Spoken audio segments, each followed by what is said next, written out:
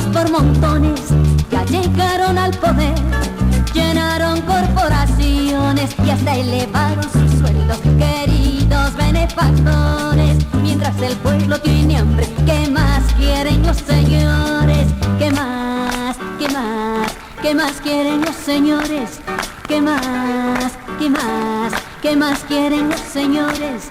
¿Qué más? ¿Qué más? Buenos días, amigos oyentes de la cadena de radio y televisión y prensa La Piragua.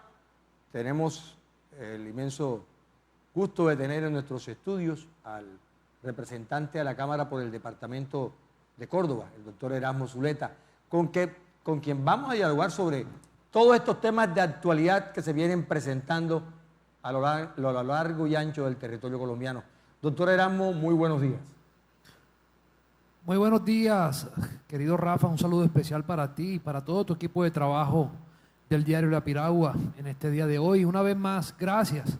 Tenía varios días y varios años más bien sin venir a este nuevo estudio de La Piragua. Este estudio se quedó con las ganas de que lo inaugurara. Sí, el COVID nos cogió en el mes de marzo, se iba a inaugurar el año pasado y desafortunadamente todos estos acontecimientos aplazaron de que pudiéramos dar esta inauguración. Así es, Rafa. Hoy la humanidad le ha tocado adaptarse a esta nueva realidad del COVID-19. Esta es una nueva realidad. Nos ha tocado acostumbrarnos a cosas a las que no estamos acostumbrados, como lo veía hoy en las redes sociales, donde veíamos, la gente decía, ya se ve normal que un Boeing 747 se estrelle y se mueran todos los días 500 colombianos. Ya no nos asustamos, ya no nos sorprende a esta nueva realidad que hoy vive la pandemia, y muchas cosas se han tenido que aplazar a causa de esta pandemia que ha azotado al mundo entero, a nuestro país y a nuestro departamento. Bueno, esperamos que esto pase y no nos acostumbremos a estas cifras fatales que creemos que tiene que ser esto como una lección histórica de cómo no deben hacerse las cosas y cómo debe el Estado estar precavido y saber que tiene que estar a tiempo, como lo han hecho otros estados, para haber conseguido a tiempo todas estas soluciones, como fueron precisamente la compra oportuna y rápida de estas ampollas o de estos insumos que han sido fundamentales en el mundo entero y donde otros países latinoamericanos como Chile nos han dado ejemplo. Representante, ¿usted qué lectura, como joven, qué lectura le da a la cantidad de jóvenes que han salido a la calle a protestar y que va esto más de un mes en la calle? Bueno, la protesta es un derecho legítimo y fundamental que nos tenemos los colombianos amparados a la Constitución política de nuestro país. Y esta juventud que hoy está marchando de manera pacífica en nuestro país, en nuestro departamento, en nuestra capital, donde lo vemos con más fuerza dentro de todo el departamento, es algo a la situación que hoy vive nuestro país y especialmente nuestro departamento y nuestra capital, la falta de oportunidades, esas grandes brechas de desigualdad social, esas grandes brechas de pobreza, esas grandes dificultades que hoy tienen los jóvenes para acceder a un empleo formal y de calidad. Eso es lo que hoy vemos en estas manifestaciones de la protesta pacífica en nuestro país y en nuestro territorio. Lamentablemente, querido Rafa, esta protesta se ha visto infiltrada por bandas al margen o grupos ilegales al margen de la ley que tienen otro propósito, el cual es generar caos y desestabilizar el país. ¿Con qué propósito? Con seguir generando más pobreza, destruyendo empleo, generando dificultades para que luego, para que luego aparezca un redentor que crea que lo va a salvar de esta dificultad que vive el país. Y esto es muy preocupante, querido Rafa, porque estos grupos, al infiltrarse en la protesta pacífica, en la protesta de las juventudes, lo que hacen es deslegitimar la protesta que hoy se vive en nuestro país y en nuestro territorio. Bueno, cuando uno está hablando de la protesta organizada y lo que es los desórdenes en la protesta, cuando se dice que hay infiltrados del ELN, que ahora le ponen nombre, GAO, hablan de que hay un sector político que se vería beneficiado si se crea un caos. Y uno diría, ¿y por qué el sector de Petro se puede ver beneficiado con el caos si va primero en las encuestas? Al que menos le conviene, diría uno, que haya un traumatismo político, es a quien, el que va primero en una encuesta para ganar unas elecciones. ¿O es que detrás de eso hay otros intereses? Porque el interés del ELN es tomarse el poder por la vía de las armas. El interés de los que están en el reducto, estos que se fueron de la FARC, era tomarse el poder vía de las armas y seguir traficando con la coca en el proceso de paz como sucedió. Entonces uno tendría que dar con mucha calma su visión para no caer en el facilismo de señalar a sectores que están dentro de la vida democrática. ¿Qué le convendría a alguien que va con el 25 o el 30% de las encuestas en que mañana hay un golpe de Estado, por ejemplo? No, aquí no se trata de buscar culpables, porque cuando uno gobierna o cuando las personas que llegan al poder, el peor error que pueden cometer es tener espejo retrovisor o buscar culpables. Yo creo que cuando uno se atreve a aspirar a un cargo de elección popular, el cual sea el cargo ejecutivo en estos aspectos, debe saber el reto que asume y la manera para afrontarlo. Yo lo que quiero decir es que estos grupos, al margen de la ley, tienen un fin específico. Y te lo digo porque, querido Rafa, aquí vemos en nuestros territorios y en los departamentos, en las zonas del país que han sido víctimas de la violencia, que han sido víctimas del narcotráfico y de toda esta cadena de producción del narcotráfico. Hemos visto cómo estas organizaciones han suplantado las funciones del Estado. Y al momento de ellos generar caos, de generar más pobreza, de generar desempleo, pues tenemos que ser realistas con la situación de nuestro país y de nuestro territorio. La gente pues no va a morir de hambre. Si le toca... Pero hablemos mal. A veces a uno le toca hablar y pensar mal. ¿No será que en estos momentos, cuando la fuerza pública está distraída, es cuando más está saliendo narcotráfico? Quizás puede ser estrategia para distraer a la fuerza pública, para llevarlo a ciertos sitios, para ellos tener las vías libres por donde hay vías de distribución de la ilegalidad, del narcotráfico y estas cuestiones.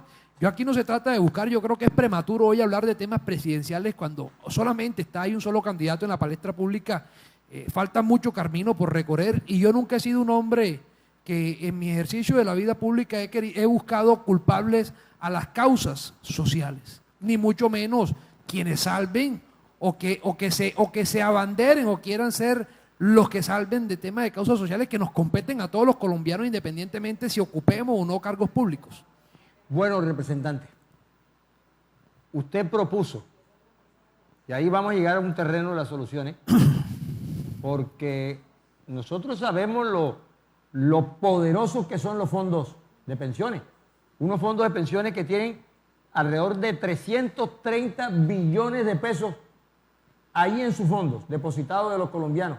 Y a usted se le ocurre que le va a quitar que no es quitarle un pelo a un gato, el 3% para que se creen incentivos en las regiones y haya una generación de 140.000 empleos. Primero, le voy a hacer dos preguntas. ¿Cómo lo tomaron los fondos de pensiones? ¿Ya le han hecho lobby? Diciéndole, hombre, ¿cómo se le ocurre meternos la mano al bolsillito? Y dos, ¿sí se generarían esos 140.000 empleos nuevos? Bueno, querido Rafa, aquí quiero hacerte un preámbulo antes de hablar un poco acerca de este proyecto de ley. Y ahí voy a tomar un poco lo que tú decías. El por qué la ciudadanía está marchando, por qué la juventud está marchando, por qué los colombianos están marchando. Estamos en mora que se lideren unas reformas estructurales del Estado. Reformas estructurales que nos permitan devolver la mirada a esos sectores de la economía que generan empleo, que generan riqueza, como lo es el campo colombiano. Reformas estructurales como la de la justicia, reformas estructurales como la reforma política, reformas pensionales, reformas que permitan que generen mayor equidad. Y este proyecto de ley, querido Rafa, lo que busca es ese propósito. Hombre, seamos coherentes, seamos solidarios. Aquí no se puede hablar de ser solidarios y que ser solidario recaiga como pasó con la pasada reforma, que recaía el peso sobre la clase media colombiana cuando hemos visto que hay más de 3 millones nuevos de colombianos empobrecidos a causa de la pandemia. Aquí hay que atrevernos, querido Rafa, a hacer lo correcto, independientemente si sea correcto con los poderosos del país o no. Y yo creo que esta es una iniciativa correcta y solidaria y coherente con la situación económica y social que vive el país. Yo no creo coherente que mientras existan entidades del Estado, como lo es ProColombia, que buscan inversionistas del extranjero para que lleguen a nuestro país, la plata de los colombianos que están en los fondos privados de pensión se esté yendo a fortalecer el tejido empresarial colombiano. Aquí falta coherencia. Entonces, ¿para qué? ¿Para qué vamos a tener entidades buscando inversionistas extranjeros si la plata de los... Lo que hay es que reorientar en algunos casos los objetivos. Pues claro, precisamente, ve, Rafa, pues claro que los fondos privados de pensión han querido, pues, meterse o hacer un poco de lobby. Pero bueno, yo supongo que tiene que ser normal, porque claro, 9.000 millones, millones, 9 billones de pesos. Millones, sí, entonces, ¿qué es lo que pasa? ¿Cuál es la realidad del proyecto? Hoy los fondos privados de pensión administran las pensiones de los colombianos que de manera voluntaria cotizan en los fondos privados. Tú sabes que nosotros podemos hacer el ahorro que es en Colpensiones, que es lo público, o lo podemos hacer en el ahorro voluntario el ahorro individual, que son los fondos privados de pensión. Estos fondos privados de pensión hoy administran 320 billones de pesos. 320 billones es casi el presupuesto de un año de todo el Estado colombiano. ¿Qué está pasando? 145 billones, estamos hablando de casi la mitad, el 43% se está yendo a fortalecer empresas del extranjero. 60 billones se están yendo a empréstitos a los bancos, o sea, préstamos de los bancos con los fondos privados de pensión que son los mismos dueños, o sea, yo con yo, Rafa le presta a la Piragua le presta a Rafa, algo así esa dinámica. Y otro alto porcentaje se está yendo en bonos de deuda pública del Estado, pues es una deuda que está garantizada, porque cuando compras deuda pública, pues el papá Estado siempre va a estar ahí. Y solamente el 1%, el 1% se está quedando en el tejido empresarial colombiano. Tenemos que lo que representan son 4 billones de pesos. Y entonces dicen, venga un momentico, pero ¿cómo te vas a meter con las pensiones de los colombianos? Porque las pensiones de los colombianos que cotizamos de manera voluntaria o que tenemos que cotizar de manera obligatoria, tienen que generar un rendimiento para que el día de mañana, cuando uno se pensione, pues ese ahorro que tú hayas hecho tenga un rendimiento que te permita... ¿Y cuál sería la devolución de ese 3%? ¿Cómo sería ese rendimiento? No, espera y te termino el cuento. Hay que garantizar la seguridad, la rentabilidad mínima. Entonces, ¿cuál ha sido la excusa de ellos? No, que es que se va a poner en riesgo la rentabilidad mínima de las pensiones, que luego de este proyecto que nos obliga a invertir el 3% en el tejido empresarial colombiano, no, quizás no vamos a garantizar. Mentira, les voy a decir, el proyecto lo que busca es que ese 3% se invierta a través de los fondos de capital privado. ¿Qué son los fondos de capital privado? Son un mismo vehículo, es un vehículo o una alternativa distinta a una banca, la banca comercial que conocemos como Bancolombia, Colpatria, BBVA. La diferencia es que los fondos de capital los fondos de capital privado, ¿qué es lo que hacen? Ellos se meten dentro de la empresa para que generen mayores rentabilidades. Entonces, listo, se pone en riesgo. Vamos a ver la rentabilidad histórica de cada uno de los fondos. ¿Cuánto generan la rentabilidad de los 4 tipos de fondos que tienen los fondos privados de pensiones? Los fondos privados de pensiones tienen 4 tipos de fondos que uno escoge voluntariamente, si quieres el de alto riesgo, riesgo moderado, retiro programado, fondo conservador. La rentabilidad de estos 4 fondos en los últimos años ha sido de aproximadamente 6%, ¿cierto? Año. Mientras que la rentabilidad que han tenido los fondos de capital privado nacionales en los últimos años, históricamente, ha sido del 10%. ¿Qué quiere decir esto? Que hay empresas colombianas, que hay emprendimientos colombianos que generan riqueza, que generan utilidades. Entonces uno dice, ven acá. Y entonces, ¿por qué ellos dicen que se va a poner en riesgo? No, lo que ellos no quieren es que les incremente el gasto administrativo de tener que buscar más gente que haga estudios para ver en qué tipo de empresas invertir. ¿Por qué, Rafa? Porque no se puede comparar nunca la economía colombiana con la economía de Estados Unidos o China. 9 billones de pesos en la economía de Estados Unidos es nada. 9 billones de pesos en la economía china es nada. Le voy a colocar un ejemplo. Solamente para rescatar American Airlines le entregaron 56.000 millones de dólares como avance de la primera la primera fase. A solamente American Airlines estaríamos hablando de aproximadamente más de 112 billones de pesos. Exacto. Entonces, ¿qué es lo que busca el proyecto? Hombre, seamos coherentes con la realidad del país. Aquí no se puede hablar de solidaridad cuando esos sectores poderosos de la economía que tienen la manera no lo son. Entonces, son 9 billones de pesos, 9.8 billones de pesos que vamos a invertir en el tejido empresarial colombiano y los estudios ya están establecidos. Esto generaría más de 140.000 empleos directos en nuestro país en un lapso de 3 años. Entonces, ¿qué es lo bueno y las bondades de este proyecto? Primero, no ponemos en riesgo la rentabilidad mínima de las pensiones de los colombianos para zanjar esa discusión. Segundo, invertimos 9 billones de pesos en el tejido empresarial colombiano. Aquí hay que creer en el colombiano que se atreve a crear empresa a pesar de todas las dificultades. Tercero, generar empleo. Hoy vemos cómo hay aproximadamente 4 millones de colombianos desempleados y más de 12 millones de colombianos inactivos que seguramente en un corto tiempo serán desempleados también. Aquí vemos la informalidad disparada en más de un 45%. Entonces, generamos empleo de calidad, 140.000 directos. Y otra cosa, otra bondad importante del proyecto, no todo el peso para salir adelante, para reactivar la economía, puede caer sobre el Estado o sobre el gobierno.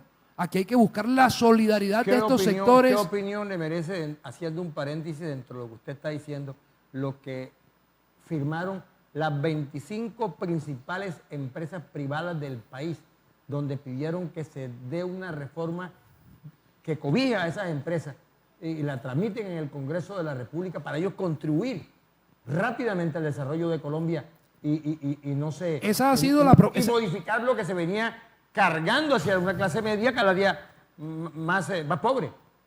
¿Cómo? Y que no se le cargara a la clase media que cada día va más empobrecida. Precisamente, Rafa. Entonces, estas son las bondades de este proyecto. Es un proyecto muy importante y nos va a permitir tener una ventana ahí abierta de demostrarle a los fondos privados de pensión de que van a tener que contratar más gente para hacer un trabajo más juicioso y escoger muy bien esas empresas donde invertir para que haya rentabilidad, pero le vamos a demostrar a ellos y a los colombianos de que los colombianos sí podemos seguir creando empresas, sí debemos seguir soñando para generar empresas, emprender. Los jóvenes quieren eso. Los jóvenes quieren eso. ¿Qué ambiente tiene este proyecto en el No, Congreso? Rafa, ya pasamos los 3 primeros debates, ya pasamos el primer debate en la Comisión Tercera de la Cámara. Yo soy el autor y ponente de este proyecto. Ya pasamos la plenaria de la Cámara el año pasado, en diciembre. Ya pasamos el tercer debate en la Comisión Tercera del Senado de la República. Aquí tengo que decirlo, el apoyo de nuestro amigo, coterráneo y senador David Barguil en la discusión del proyecto en la Comisión Tercera, donde él es presidente hoy, fue fundamental también. Creo que ganamos 15-1. 1 en contra solamente y 15 a favor del proyecto, y esperamos que el Senado y que el Congreso de la República, el próximo martes o miércoles que se va a discutir el proyecto, en cuarto debate, demuestre con hechos. Y la pregunta, demuestre con hechos de que ¿cómo mira este proyecto? Porque otra vaca que se le puede atravesar, puede ser que el presidente diga no. Afortunadamente, este proyecto lo venía liderando con el hoy ministro de Hacienda, José Manuel Restrepo, quien anteriormente era ministro de Comercio, hoy es ministro de Hacienda. He contado con el apoyo decidido por parte del ministro. No ha sido fácil, sí te lo tengo que decir, no ha sido fácil porque tú sabes cómo es el cuento con estos poderosos. Pero el proyecto, yo sé que el Congreso, el Senado de la República va a demostrar con hechos, porque aquí hay que pasar de la verborrea, que hay que pasar es a la acción. Y con hechos vamos a demostrarle al país que el Congreso de la República está conectada con las realidades del país, que le estamos apostando a la reactivación económica para que esto se... No, parte del Congreso. Bueno, lo veremos. La crítica que está haciendo. Yo creo que aquí, si me pongo a hacer un análisis, no siento más de 3 aquí.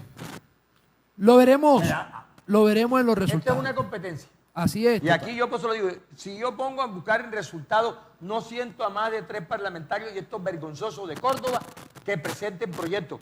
Porque cuando uno está trabajando y uno está presentando proyectos, pues puede salir y debe salir a la opinión pública a decirle lo que está haciendo.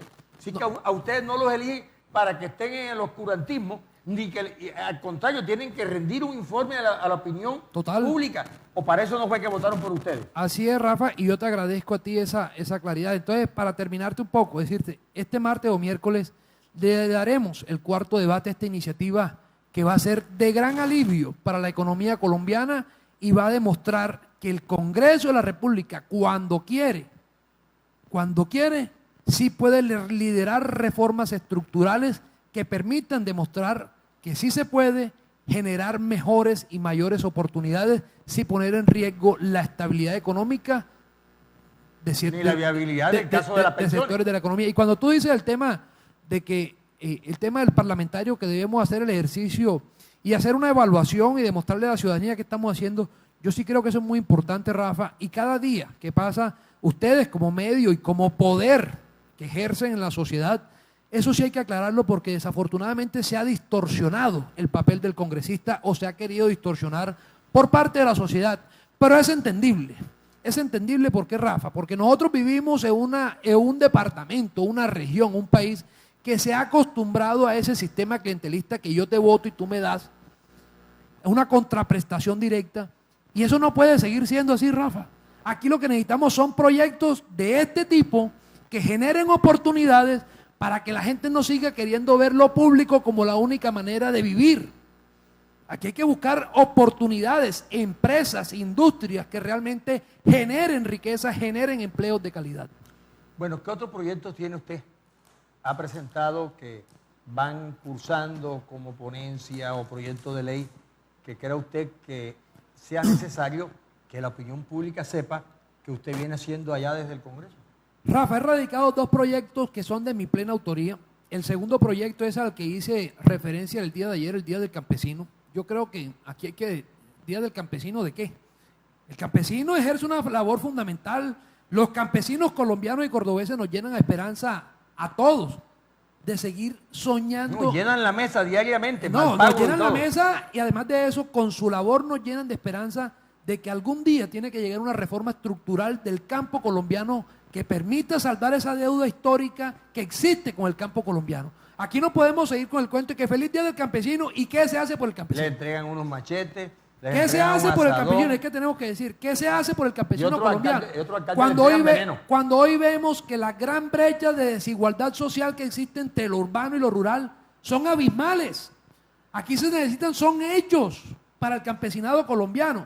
Y en ese sentido, ese proyecto de ley que radiqué hace aproximadamente 2 meses. Vamos a darle primer debate antes de acabar esta legislatura el 20 de junio, que es el proyecto de ley 545 de 2021C. ¿Qué busca esto, Rafa? Óyete la pildorita. Los bancos, de todos los recursos que ellos colocan en los diferentes sectores de la economía, ellos deben colocar un porcentaje como responsabilidad social en el sector agropecuario.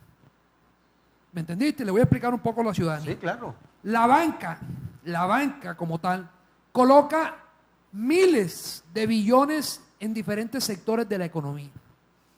De todos estos billones que se colocan en la economía en diferentes sectores de construcción, de manufactura, de educación, de las vías, en fin, ellos tienen por responsabilidad social que invertir un porcentaje, que colocar un porcentaje en el sector agropecuario.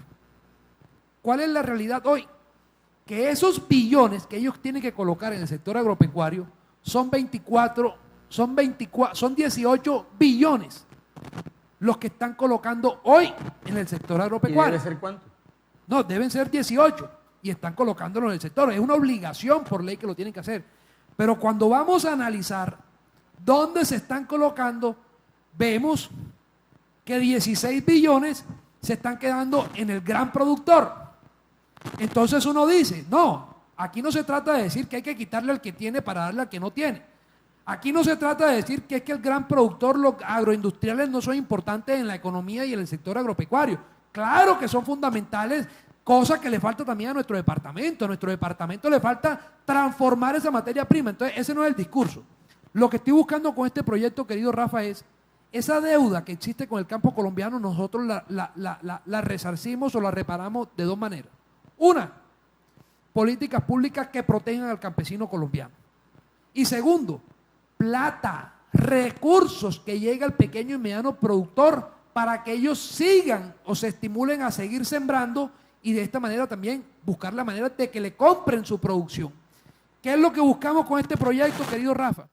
Que de todos estos recursos que tienen los bancos que colocar de 18 billones de pesos, por lo menos el 50% sea para el pequeño y mediano productor. Estaríamos hablando que se le garantizaría al pequeño y mediano productor aproximadamente 9 billones de pesos. 9 billones de pesos en la ley. Claro. 9 billones de pesos para el pequeño y mediano productor colombiano.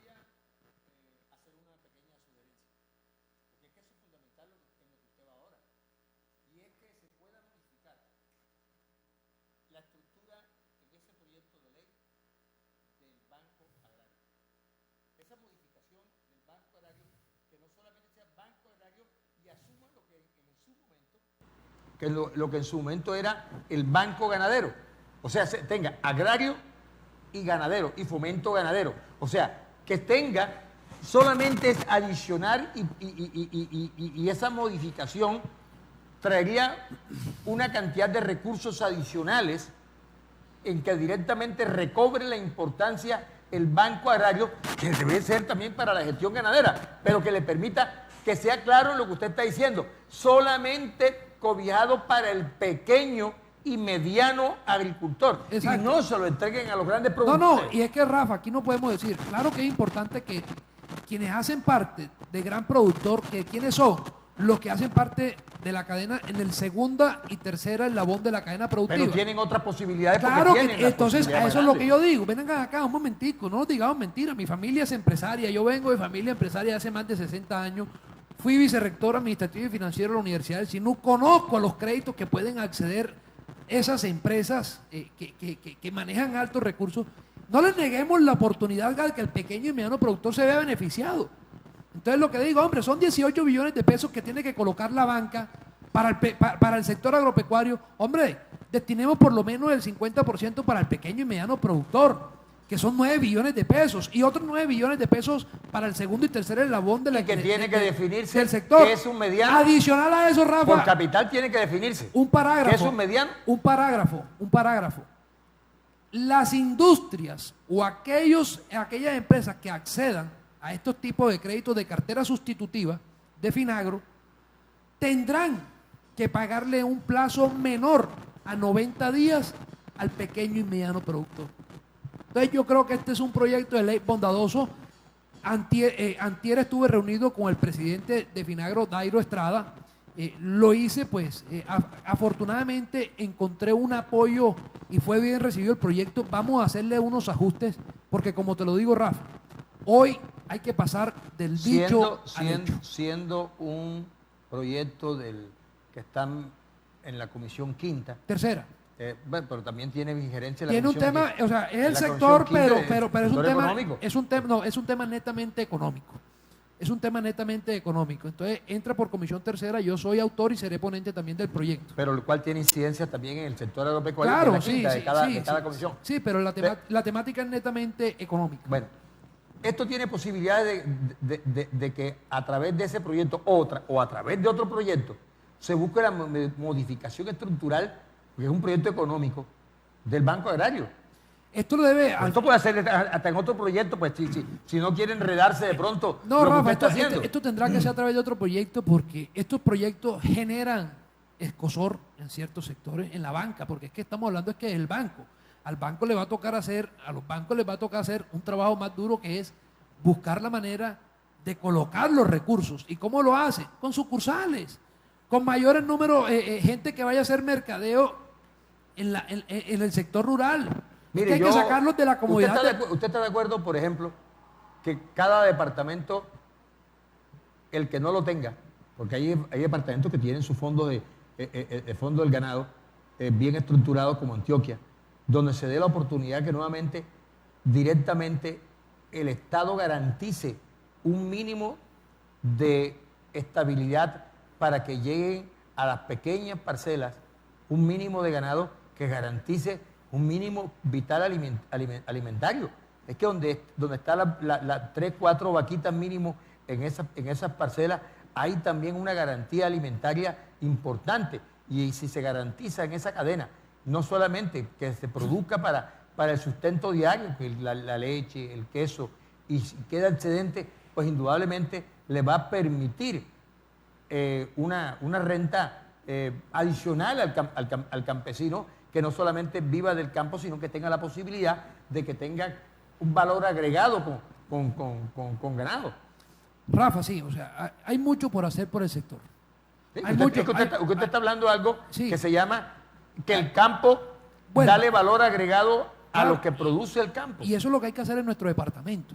Mira, Rafa, yo cuando me gradué el año 2013 de la carrera como profesional en la Universidad del Sinú, mi trabajo de grado fue hacer un estudio comparativo de la economía colombiana con los dragones, con el dragón asiático, los 5 dragones asiáticos en su momento antes de la gran apertura económica, la generación de Producto Interno Bruto, la generación de riqueza. Antes de la gran apertura económica y de todos estos tratados de libre comercio, nosotros veíamos en nuestro departamento, sembrábamos entre 70.000 y 90.000 hectáreas de algodón y maíz al año. Al año. Y luego de estos tratados de libre comercio y la gran apertura económica, hoy la realidad del departamento es entre 7.000 y 9.000 y estamos llegando hoy a los 11.000. Estamos hablando de más de 70.000 hectáreas que se dejaron de cultivar en nuestro departamento. Por algo llegó en su momento a llamarse la capital del oro blanco, algodonera de Colombia, la capital del oro amarillo, y yo sí considero, Rafa, que esos recuerdos del pasado no pueden seguir siendo la añoranza del presente y el futuro. Aquí hay que trabajar con hechos, y los hechos son estos, Rafa. Hay que atrevernos a hacer las reformas estructurales y entender la real vocación y sentido de nuestro suelo y de nuestro quehacer. El departamento de Córdoba aporta el 1.3%, el 1.5% más o menos del Producto Interno Bruto del país. Es nada. Te voy a hacer un comparativo. La región Caribe con sus 7 departamentos aporta el 15% del Producto Interno Bruto del país. El 15%. Y solamente Antioquia, un solo departamento, aporta el mismo 15% del PIB. ¿Por qué esto? Por las grandes industrias, el valor agregado que existe en Antioquia. Eso es lo que hace falta en nuestro departamento. Y políticas, Rafa, como esta, ¿como cuál? Que se garanticen mayores recursos para el campo colombiano, para el pequeño y mediano productor. Estimular la asociatividad del pequeño y mediano productor. Aquí es lamentable que nosotros siempre queremos brillar con luz propia y de manera individual, egoísta. Aquí hay que estimular la asociatividad para que de esta manera se garanticen mayores recursos y salir juntos adelante. Y lo otro es, Rafa, volver a darle la mirada al campo y garantizarle las necesidades básicas insatisfechas, por lo menos, al campo colombiano. ¿Cuáles? Agua, luz, gas, lo básico, saneamiento básico, alcantarillado.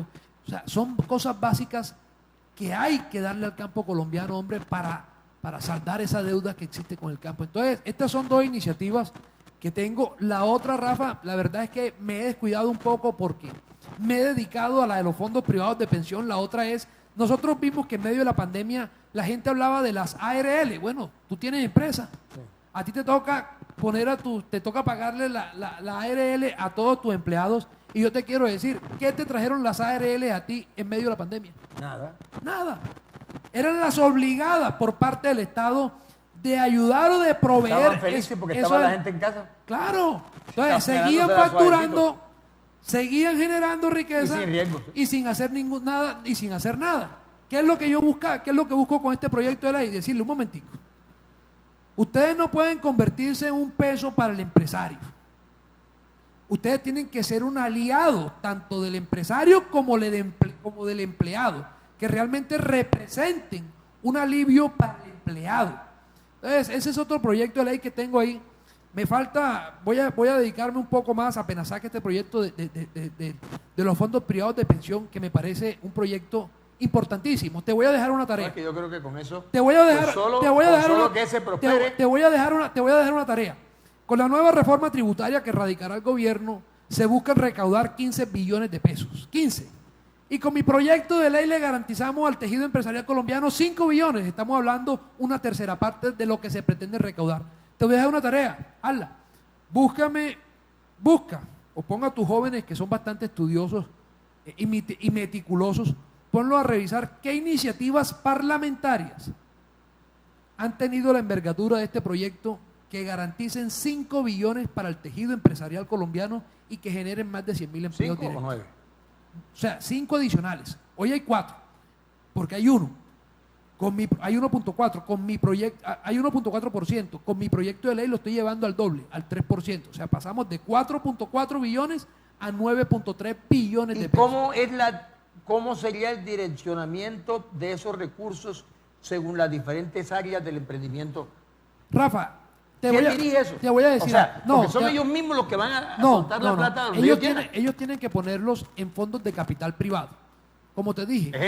Ejemplo. ¿Banco Agrario? No. Banco Agrario no. no, nada. Son fondos de capital ¿Cómo privado. qué empresa? ¿Cómo Fondos cuál? de capital privado que, por ejemplo, que han llegado al país, que han invertido en empresas como Bodytech, en empresas como Clínica Las Américas, en empresas como Frisbee, en empresas como Nutresa, en empresas como Bios, en empresas como, en fin, aquí hay varios fondos de capital privado que han invertido en el tejido empresarial colombiano.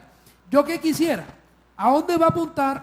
Como te dije ahorita, esta es una ventana que se va a abrir para demostrarle a los fondos de capital, a los fondos de pensiones privados Pues ellos están ganando y plata a los con plata. colombianos que ellos pueden generar utilidades. Está bien, nadie monta negocio para no pero eso generar. está bien, que nadie te dice lo ¿cierto? contrario.